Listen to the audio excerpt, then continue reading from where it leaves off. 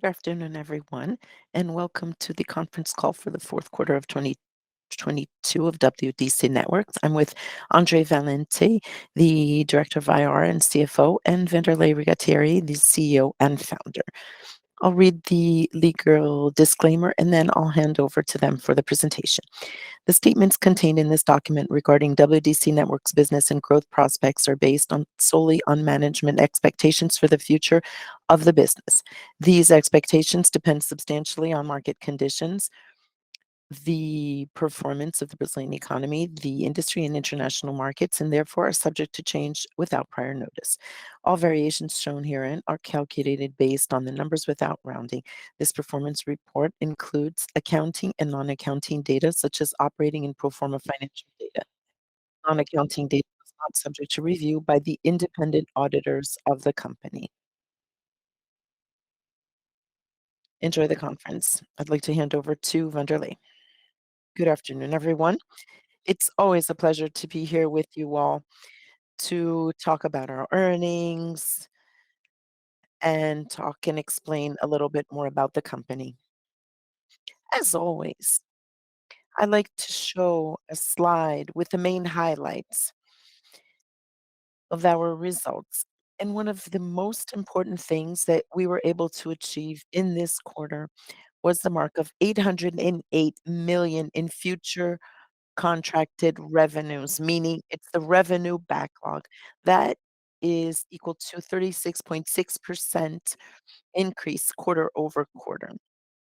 This year, we've sold 516 million BRL new total task sales. That's 34.8% of the total in sales this year. So that is to confirm that TAS continues strong and increasing. So the EBITDA, adjusted EBITDA is 257 million. In this quarter, total sales was 380 million, 8% higher quarter-over-quarter. And the total for the year was approximately 1.5 billion BRL in sales, 1.7% higher year-over-year. One of the important things is that in an important macroeconomic environment such as ours, is having a very detailed cash management. So we ended just in December 2022 at 305 million cash position, and we were able to pay some of the debt in advance, and one of them is the issuance of debentures, where we settled that. There was 47 million left, and that's to show the financial health and our capacity of complying with the plan moving forward. I'll be back later. Now I'd like to hand over to Andre, our CFO, and he'll talk about company figures. Andre? Hi, good afternoon, everyone. On this slide, we present the evolution of our total consolidated sales, where we achieved 1,481 sales in total sales in 2022, a growth of 7% compared to 2021. Here, it's important to show the quarterly evolution. So the fourth quarter of 22, we delivered 380 million in total sales, compared to 351 in fourth quarter 21. That means 8% growth. And here, I'd also like to highlight the different exchange rates that were in force during those quarters. In 2022, in 4Q, our average rate was 5.27, and in the fourth quarter of 21, it was 5.58, so 5.4% higher. As the company operates with products and solutions that have their prices linked to the exchange rate on the date of sale, when we think about things in dollars, the growth was even higher. We would have to add 5% to the percent. So I would estimate growth at 13% when we consider the exchange rate, and that's a positive variation than the one that we show in the figure in BRL. When we look at year to date, the 1.7%, if we think of that in dollars, that is actually would actually be a growth of 6 percentage points. So on the next slide, we have our net revenues. We delivered 1,071,000,000 in 4Q 22, 278,000,000, a growth of just 0.5% compared to 4Q 21. But here we also have the impact of the exchange rate.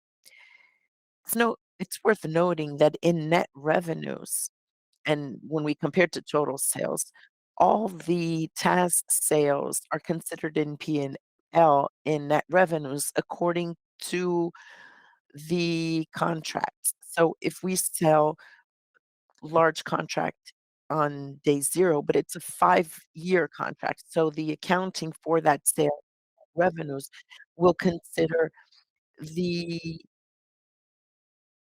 how much would come in, so it would be 1/60 because of the number of months.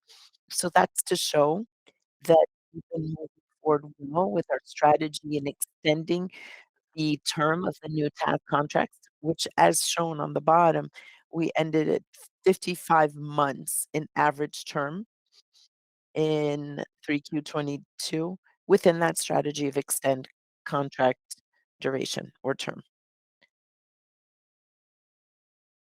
On the next slide, you can see TAS performance.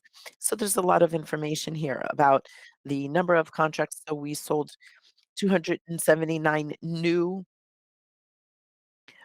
rental contracts with an average amount of 469,000 BRL, and the total sales in rentals achieved 131 million in 4Q 22. Year over year means 31% growth, as you can see in the second chart. And when compared quarter over quarter, we have a drop of 30%. But in that case, we must highlight that as we published in the last earnings call for 3Q 22, we had a big sale for an internet provider in the total amount of 189 million. And in 3Q, we delivered 87. So the 87 million increased the amount that was accounted for in total TAS sales in 3Q, mainly as a result of that single contract. I'd like to remind you that the 189 million contract, we delivered 87 in 3Q. We still delivered well fourth quarter, reaching 54 million delivered and accounted for in the total sales of the fourth quarter. And we still have the final amount of little be con in the first quarter of 23.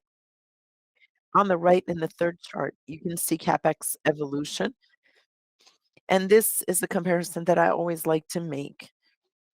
You had a CapEx of 47 million in the fourth quarter. That means a growth of spending the CapEx for the assets that would be used in rentals and growing 45%. If we grew TAS 45% and CapEx only grew 4%, that means that the performance is better in terms of the profitability of the rental contracts, and that's how we translate that into the fourth chart where we have the TAS markup. Just to remind you, it's the total of the rental contract divided by the CapEx that we have to have in the assets that we delivered to the customer. So it was 220, 230, and we beat our record in TAS markup at 2.80. So for every BRL spent in CapEx, we were able to transform that into 2.80 in future contracted revenues. And to end this slide, we show the average term of contracts dating back many quarters to show you that way back in the beginning of 2020, we made a strategic decision to focus on the long term and change the characteristics of the rental contracts from short term. As you can see, it used to be 2 years, 27 months in the first bar, and the objective was to transform all company contracts in something close to 5 years, 60 months. So we've had good performance in increasing that curve, where we have 4Q 22 at 55 months of average term of the contract sold in that quarter. Next slide. Here we can see the evolution of future contracted revenues. We really like this indicator. We achieved 808 million BRL in contracted future revenues.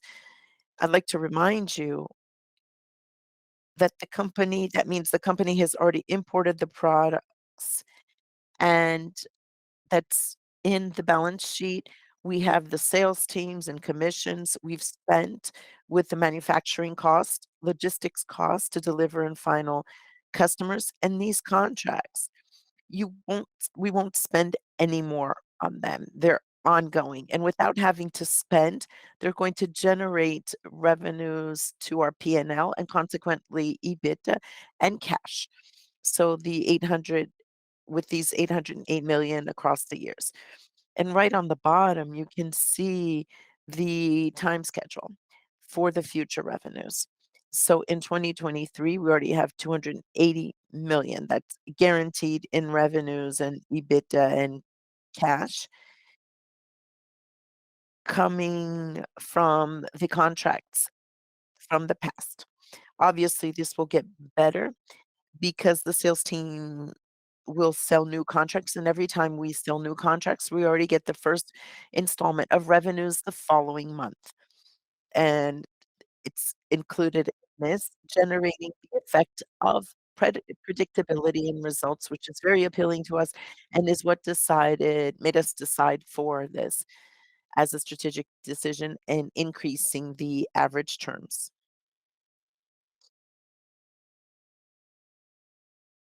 So now I'd like to hand over to Vanderlei to talk about each one of the company's segments.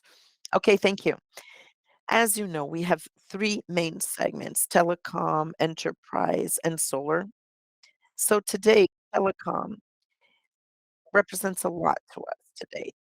It represents 53.6% of total sales of the year. An important thing I'd like to note in this period is that we had an increase in market share for the fiber modems that go to the subscriber's home. So it went from 13.6% in 2021 to 20.4% market share. And based on Anatel data last year, we sold 9.1 million to new subscribers, and in 2022, it was just 4.9 million, almost half. But based on that scenario, we were able to increase our market share, and that goes to show the strength that we have in that segment. Another important thing is that we had a small drop in gross margin from 25.7 to 25.3 in the fourth quarter, given the longer contract terms and the contracts that were closed.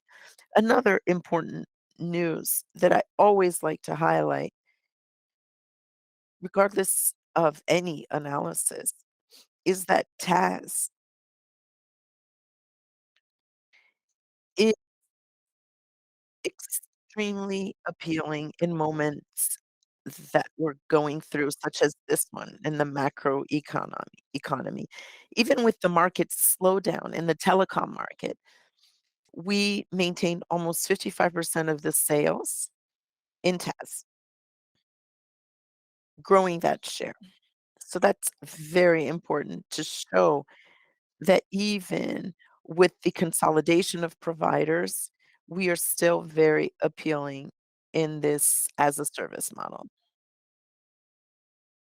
And also to clarify, something that we already expected would happen was the beginning of technological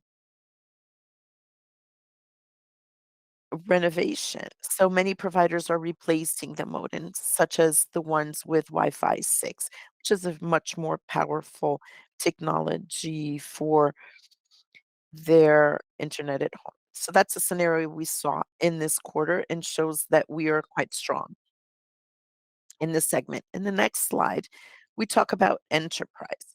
So enterprise is the entire corporate segment. So we have revenue growth by 12.7% quarter over quarter, and we still have high unavailability of high performance cameras in the international market.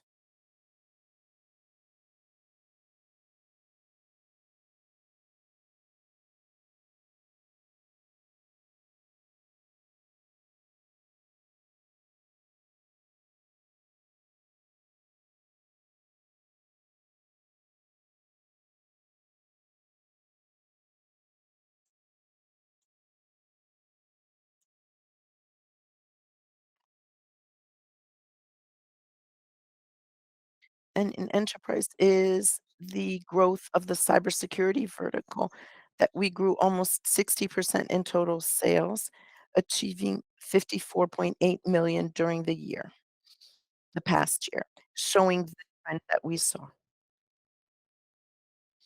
And we and now we're making that happen. On the next slide, we'll talk about solar. So in the solar segment,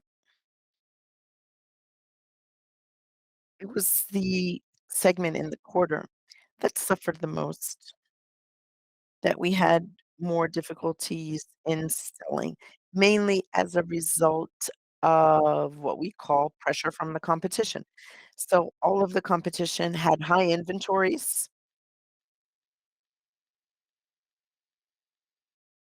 so they had high volume of inventory that was purchased at a higher cost, and that put pressure on our margins. We continued to implement new task contracts in solar, especially in the corporate market and internet providers that started to install solar in their units, achieving 6.4 million of total sales of tasks in solar. And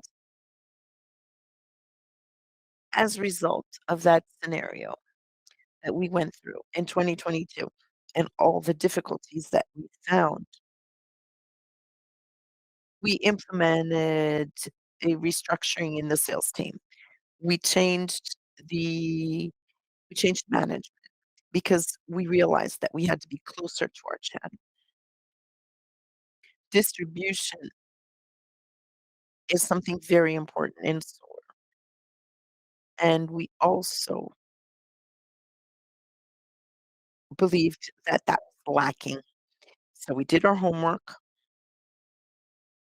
It's important that you know that the results were not good based on what we expected, but we did our homework. So we could go into 2023 with new organization and new perspectives. Next slide, back to Andre so he can talk about the financial results. Andre? Next slide, please. Okay, here we have the major lines in P&L. We achieved an adjusted EBITDA of 62.1 million in the fourth quarter. That was 17% lower compared to the 75 in 4Q21, mainly as a result of what Anderley explained about the higher pressure from the competition. And in depreciation, we found an increase of 38.4 million, almost to 45 in 4Q, an increment of 18% in the depreciation line. And we believe that that is a good variation considering that depreciation is very much in line with the reduction in the revenues backlog. So as you saw, it grew 36.6%, and here we see depreciation grow 18%. And that's very much a result of the increase in profitability of the task contracts. Financial results was minus 18 million in 4Q 22 compared to minus 11.6 in 4Q 21, so that's 6.9 million worse, mainly a result of the increase in the interest rates considering the higher debt contracted by the company. So almost 7 million impact. And adjusted net income in 4Q was 1.6 million compared to 4.23 million in the same period last year. Next slide, we show the behavior of the net debt and leverage. Gross debt in the chart on the bottom or table on the bottom, you can see we ended the year at 794 million in gross debt compared to 558 in closing of 21. With the issuance of debenture in June 2020, reached almost 1 billion in gross debt. As you can see, we followed a good amortization schedule in the quarter, ending 3Q at 913 in gross debt and closed the year at 793 million in gross debt and over 200 million less debt. With that, we've also been preserving the cash balance equivalents where we have the debenture and gave us 490 million to our cash in net resources, of which we have 305 million in cash at the end of the year, even considering the CapEx expenditures, because we had the big task contract and as well as all the other task contracts that were processed in the second half of the year. Our leverage index that we monitor a lot, also because of the financial covenants, was 184. So our net debt divided by our EBIT the last 12 months means 1.64 times. So our covenant is 3 times. That's our maximum limit. So we're still far from that. And as Vanderlei mentioned, the focus has been to manage cash, care, take care of that to maintain a healthy situation. Here on the right, we have a very interesting chart in comparing our gross debt compared to our future contracted revenue. At the end of the year, we have total debt of 795 compared to total contracted future revenues of 808 million. So we have more contracted future revenues to receive than debt. And on the right, year on year, we have future schedule to show that the issuance of the debenture in the middle of the year, in addition to stronger amortization of debt in the second half of the year, gives us an indebtedness profile that's smoother, so to speak, for our cash flow. On the next slide, we have what happened to the cash flow. So we started the year at 337 million. We had operating cash generation of 285 million BRL. That's a very positive figure. So FYI, our number for 2021 was 186 million BRL, so we grew a lot in operations. We had cash burn in working capital, and here working capital is mainly accounts receivable, funding financing client inventories minus the supplier line, especially the international ones, consuming 179 million. TAS CapEx, 217 million consumed, about those sales of the 515 million that Vanderlei mentioned in new contracts.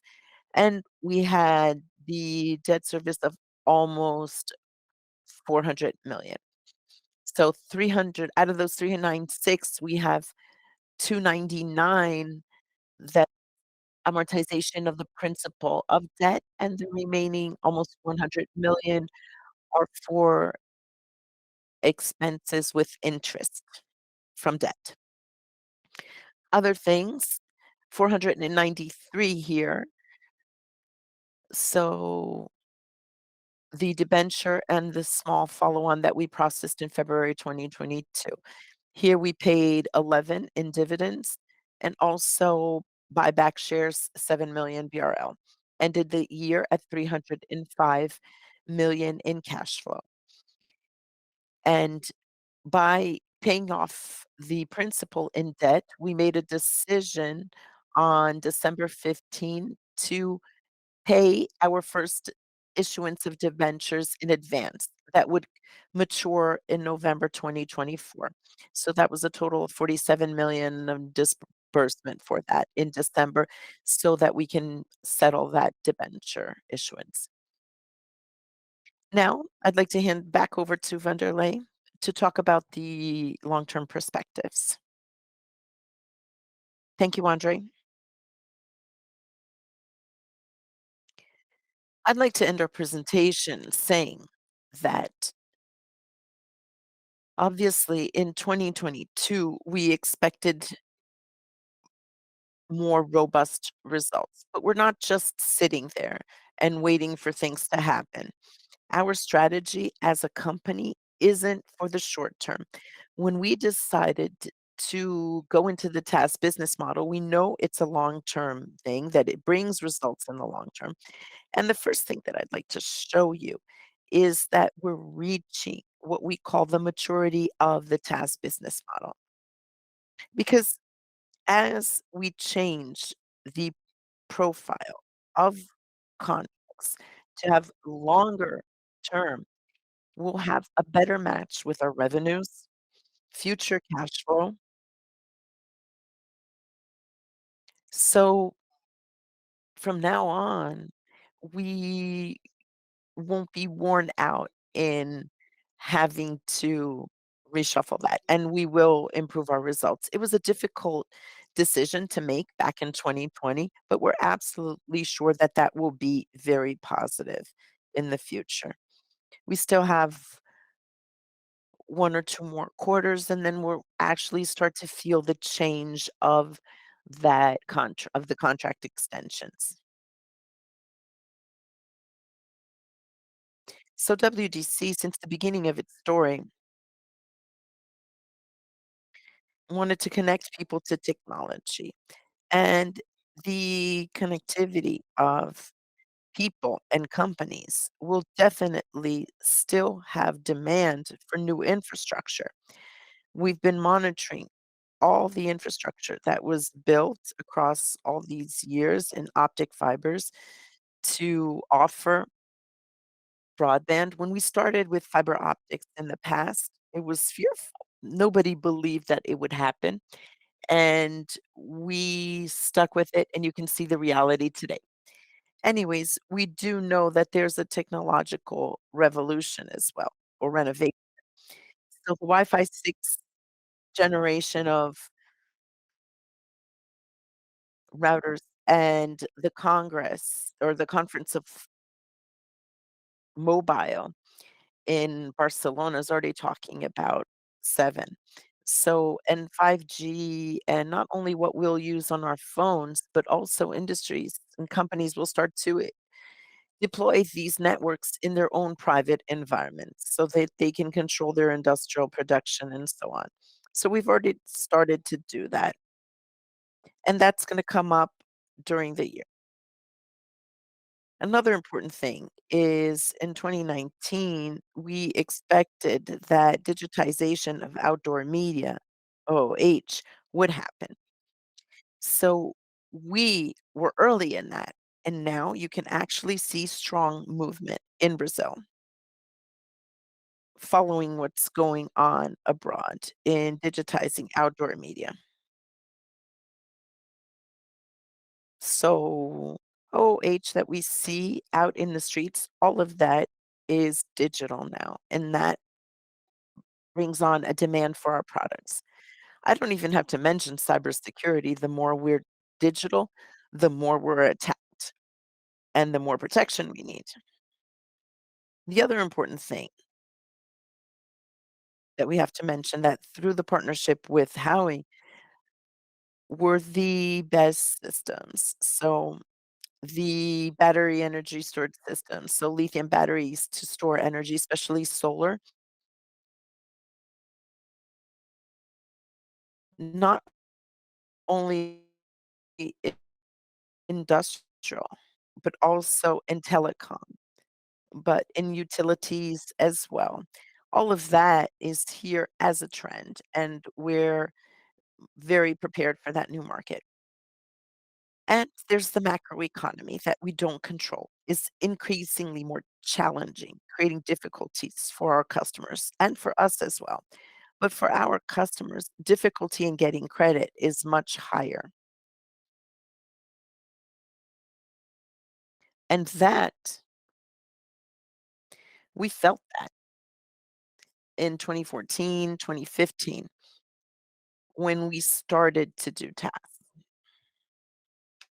We realized how much the OPEX model is interesting for that market. And we're absolutely sure, as we saw in the past year, that TAS is still strong and in other markets, not only in telecom. And it will have even more adherence in upcoming years. So it's a trend. And the research institutes have been showing us that. So we're in line with that trend. It's always very difficult to be innovative. You always have to overcome barriers, and there are some movements to adapt so you can continue to grow. So the capital structure that we created, very much capitalized with important governance that was installed in the company and the long-term planning. With that, we're absolutely sure that we'll have a lot of growth ahead of us and value to add to our shareholders. So that was our message today. Now, I believe we can open for Q&A.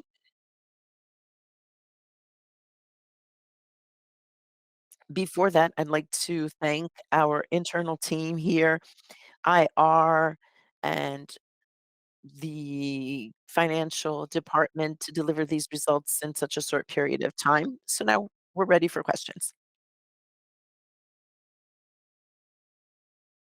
We do have some questions, Vanderlei. So there's a question about the drop in profit, profitability, ROIC, and other indicators. And in addition to that, the revenues that are stable from 2021 to 2022. So investors are asking maybe if we should create a new segment or source of income to change that scenario. Well, that's a great question. So actually, we've already put into practice this year. I can't say that it's a new business unit because it doesn't have the size yet, but we're very strong in corporate data center market. So it's not just about selling to internet providers. We have a lot of experience in that because we opened up that market in the past, but now we have a partnership, especially with Huawei, for the infrastructure of corporate data centers. we already have a big thing in rental being implemented, and there's a lot of pipeline ahead of us. The cloud, the data center is very important when you have more digitization in companies. So, without a doubt, that is a segment that, Lucas, that we should have strong growth in the next 2 years. We believe that this model is very important. Another thing is, within that new business, I have to highlight the private 5G model.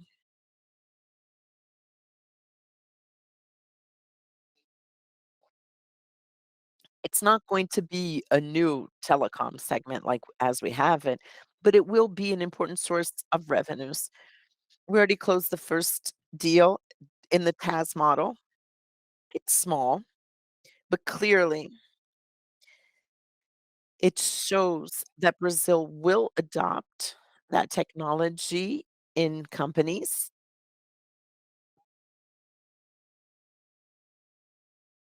Another thing that's happening that we started way back is agribusiness. It started off with solar and energy for the irrigation projects. There are some mills that are being built that aren't generating revenues yet, and we can't show that because, first of all, we have to build, so then we can transform that in total sales as their rental models. So all of that is ongoing. That's why I like to say that the result in the short term sometimes doesn't show everything that we're doing because of the task model. TAS is very interesting, but it takes a while to show on the balance sheet. So we suffer a little when there's that type of change. But we're very open and aware of other technology segments that we can explore. We can't explore the sale of fiber modems forever because nobody's going to have two in their own home, right? But we are aware of that. There's a recurring doubt from investors that we always see it that way. So when we generate value through sales, we have two possible paths in the P&L. If it's through a sale, we give it through a result in the quarter, but if it's tasks, we take that same result and we put it in the revenue backlog of future contracted revenues. And that's exactly what you mentioned. So it's comes out in that backlog because that's the pathway that we're moving on our results in the long term. So when you see backlog growing, this 37%, you look at that and you say, well, the company's net revenue is not moving, but the backlog grew 36%. That means that we channeled the 515 million that Vanderlei presented in the first slide into what we want to reap in the future. So in expenses, we have the bad part, so to speak, because even though you're channeling in revenues and future revenues, the expenses are going to affect the P&L for the month because we can't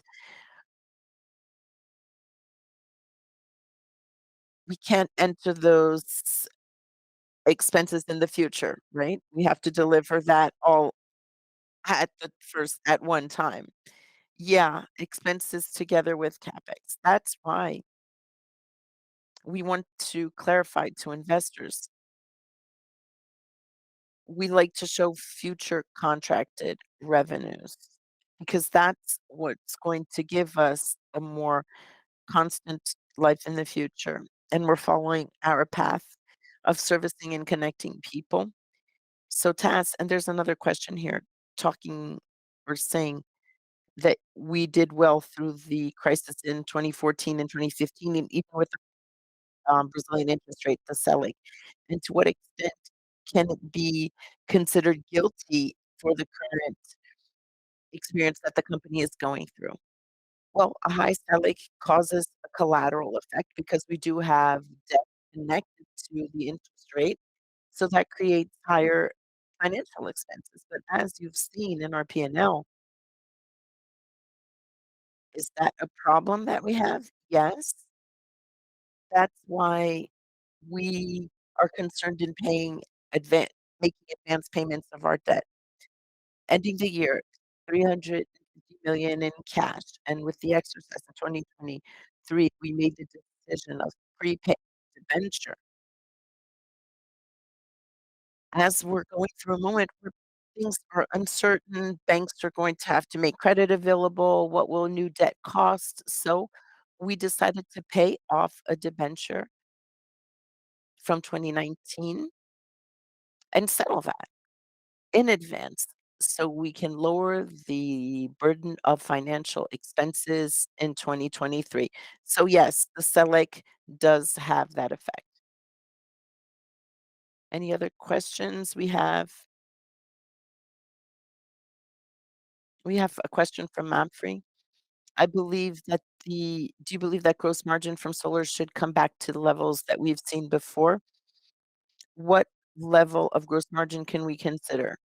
And what are company strategies for the solo vertical in 2023, given the challenging economic scenario? In fact, solar was a business unit that in 2022 made us learn a lot.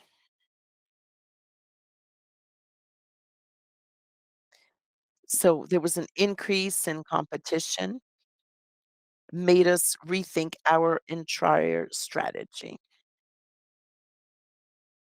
You could see that we really focused on building mills and not sticking to retail only. Solar retail with 26,000 installers is a complex environment.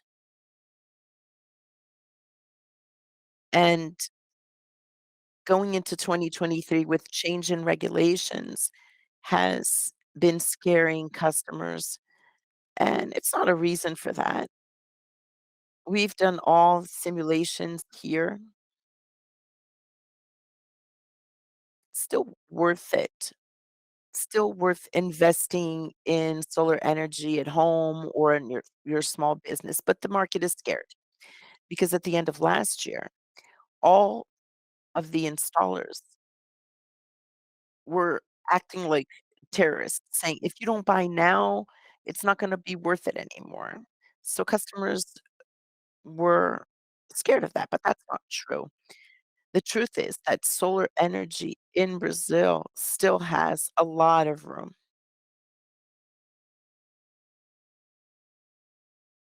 We know that projects have to be a little more sophisticated. We've been investing a lot together with integrators, and that's why we restructured to be closer to them. In the past 3 months, I can say that I did what I did in the past, in like a roadshow, talking to the installers to understand what they were feeling. And that's why I believe we're going to be able to explain to these installers, especially the ones that like quality, is that we decided to provide quality products, but the market focused only on price. So it's not easy. It's hard to sell a product that's much more sophisticated that could even have batteries. You don't have to have a generator in your home or your company. It has all the electrical protections according to global standards and compete with a product that is very robust.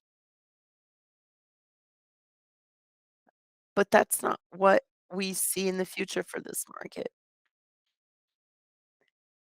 Customers we believe customers will be more sophisticated. They'll have electric cars, hybrid cars. They're going to want a source of energy that has more protection, and we believe that there'll be a comeback in the market.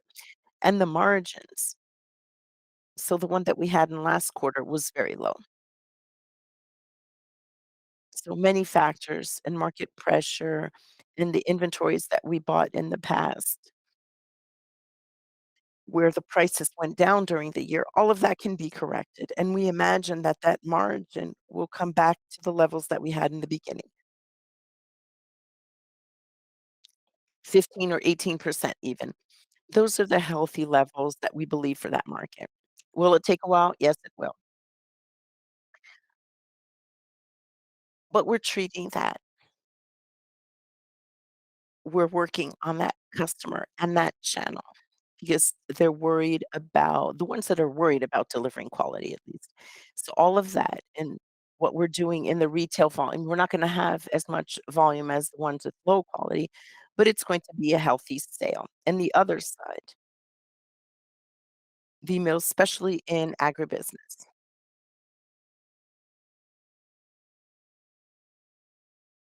so that we do believe that we can implement many of those mills in the upcoming 2 years, and that's going to bring in quality of revenues and sales that's much better. Any more questions? There's a question about new products and portfolio diversification. I think I mentioned that, the data center, right? Wi-Fi 6 and 7, IoT as well.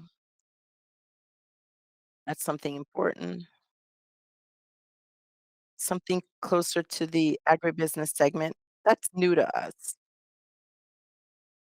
We knew a lot about telecom and electronic security, and now we're exploring the agribusiness. That's 25% of the Brazilian GDP.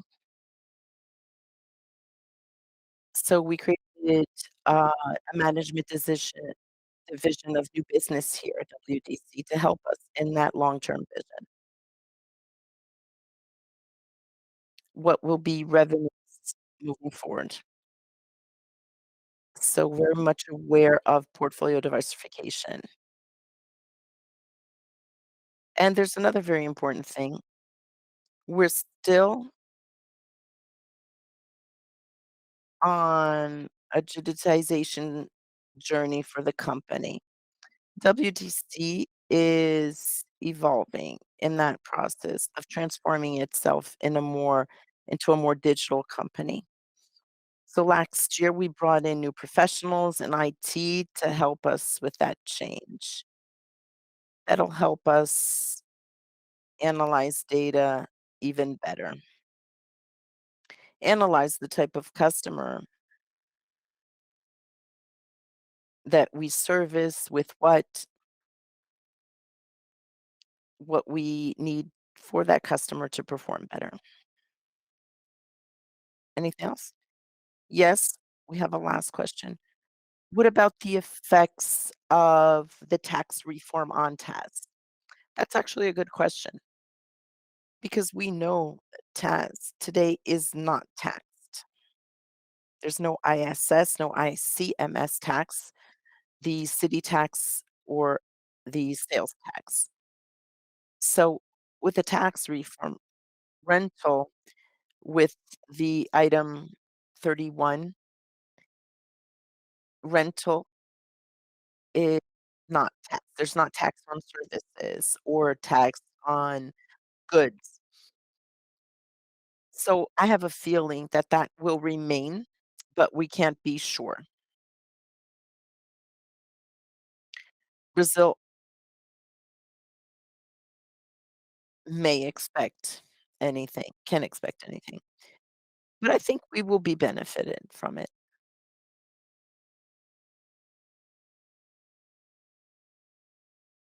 So we wouldn't have all those taxes on the monthly payments. So it's not a service, It's a rental unless they change item 31.